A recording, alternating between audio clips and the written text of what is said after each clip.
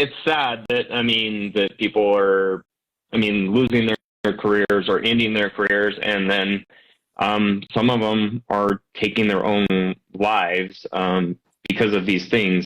And it's kind of wanted to go back to kind of some of the things that you guys are saying about first responders. And we're not perfect, and we're going from call to call, and who knows what the last call was. But the other major effect that we had in our lives is our families, what's happening outside of work. And we cannot separate what happens in our homes or whatever when it comes to work.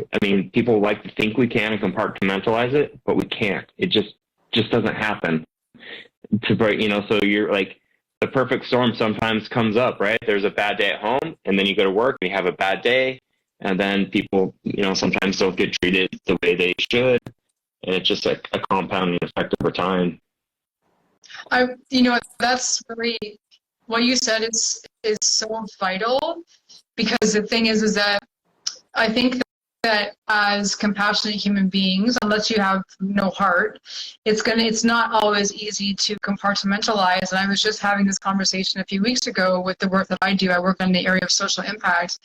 And so, unless I have some kind of like an impenetrable cage around my heart, everything I do in my life, like even in business and in personal, they kind of all bleed into each other a little bit. There's no really hard distinction line because of the work that I do, and because I live my life as a person that has compassion for humanity and for the earth and for animals. And so it's not really, I'm never like, I'm not one that is like, oh, I'm just not going to have compassion for that human. It just doesn't work that way. And I also want to just, acknowledge that there are some really incredible first responders that are really, despite dealing with their own challenges at home and their relationships outside of work, whatever they're dealing with, they go to their job every day and they're committed to doing their best, to actually being there and serving the people that they're serving. And then I also want to acknowledge that there are some individuals that are actually not doing that. And that's important for me to acknowledge that, because there are people that have been harmed by certain first responders that don't actually take accountability for whatever it is that they're dealing with. And so I think that when a community can come together, in my opinion, and it's just my opinion, but I really believe that when a community can come together and work together with first responders and the people in the community, and really look at like what's going to work and what's going to help each other as a team and co-create good solutions together, I think that's just so powerful to do that, because it's like, it's not about pointing the finger at someone and saying, this person's bad, that person's bad, this cop's bad, this person's bad, or, this individual is bad, or whatever. No, we're all dealing with stuff. And when it comes to mental health, we're all human. We're all dealing with things that are really, really challenging. And so we've got to we really have to just keep in our mind, we've got to have compassion for each other. And I think a lot of times that's missing, that little key component there.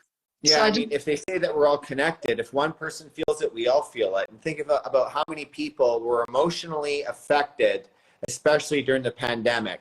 And if we are so intertwined and connected, 6 degrees of separation gets down to how many degrees of separation? Like when we find out that we know certain people, that we never would have known, that go back 20, 30 years, you never know. So when that vibration, I like to call everything a spiritual vibration. When the spiritual vibration of fear instead of love gets shot out towards the masses, this time it was the entire globe, then that dominant vibration of fear, it comes rippling down the pipe, so to speak. And when all these crises are going on, who is it that are showing up at the end of the day? It's the first responders. And, I think I was telling you about the movie Dosed with Gabor Mate and my good friend Mark Howard. There was a lot of first responders that were involved with that as well.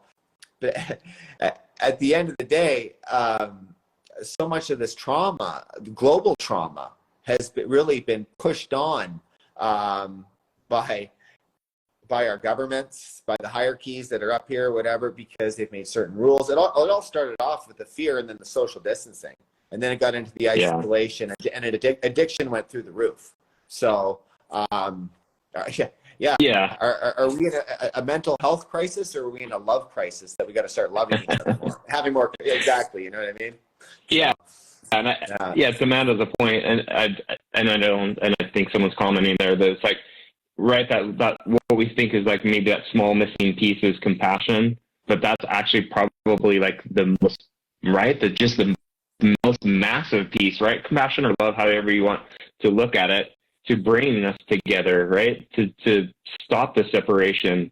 It's just that compassion for each other. I don't have to know you to have compassion for you. Exactly. That's, I think, something we have to get rid of. Like we have to get rid of that. Yeah, It's just like, and that's a huge part about ridding the stigma completely. You know, taking away the judgment. You know, I used to say long ago. This is when I wrote a book some time ago, and I ended the last page. I said, have passion, practicing compassion. Have passion, practicing compassion. I don't know where that came from at the time because my ego was still pretty like amplified.